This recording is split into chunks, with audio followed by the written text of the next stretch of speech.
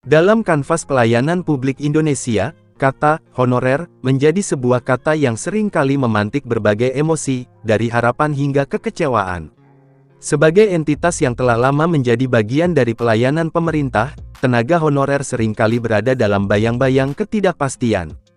Meski berperan aktif dalam mendukung berbagai operasional pemerintah, hak-hak honorer sebagai pekerja terkadang masih menjadi tanda tanya besar.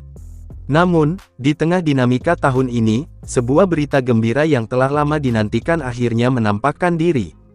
Peraturan pemerintah PP terkait pengangkatan honorer direncanakan akan segera terbit. Lantas, bagaimana kelanjutan nasib para honorer di Indonesia? Sebagai sebuah upaya konkret pemerintah dalam memberikan kepastian hak dan status bagi tenaga honorer, PP pengangkatan ini diharapkan menjadi jalan keluar dari problematika yang selama ini dihadapi. Mengingat pentingnya peran honorer dalam mendukung kebijakan pemerintah di berbagai sektor, pemberian status dan hak yang jelas menjadi sebuah keharusan. PP pengangkatan honorer merupakan poin dari PP Manajemen ASN yang akan diterbitkan Kemenpan RB. Lebih lanjut, PP ini merupakan turunan dari UU ASN 2023 yang baru disahkan pada tanggal 3 Oktober. Dalam keterangan tertulis Menpan RB Abdullah Azwar Anas selepas pengesahan UU ASN, diungkapkan, nanti didetailkan di peraturan pemerintah. Berbagai sumber menyebutkan bahwa isi dari PP ini akan mencakup hal-hal sebagai berikut. 1. Kriteria pengangkatan. PP akan menjabarkan kriteria-kriteria apa saja yang harus dipenuhi oleh seorang honorer untuk dapat diangkat menjadi pegawai pemerintah. 2. Mekanisme pengangkatan. Proses pengangkatan honorer tentunya membutuhkan mekanisme yang jelas dan transparan. Hal ini untuk menghindari praktik-praktik yang tidak adil atau pemberian hak berdasarkan kedekatan tertentu. 3. Hak dan kewajiban.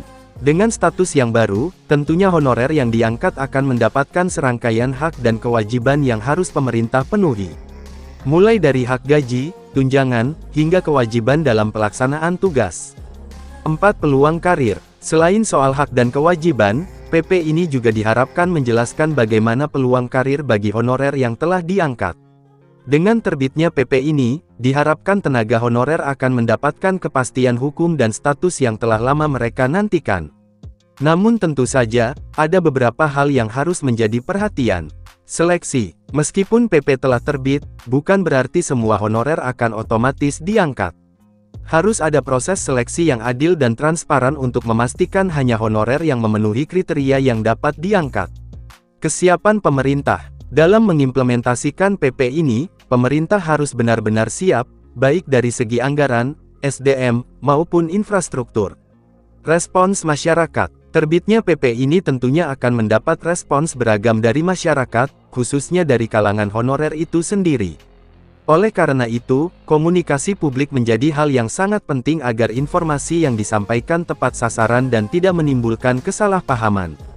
Dengan tegas, Menpan RB juga menjanjikan, insya Allah 3 bulan lagi PP-nya akan diterbitkan. Perjalanan panjang tenaga honorer di Indonesia mungkin masih akan penuh tantangan, tapi setidaknya dengan terbitnya PP pengangkatan ini, sebuah titik terang bagi masa depan mereka mulai tampak. Semoga dengan kebijakan ini, Indonesia dapat memiliki pegawai pemerintah yang lebih kompeten, dedikasi tinggi, dan tentunya kesejahteraan honorer yang lebih baik.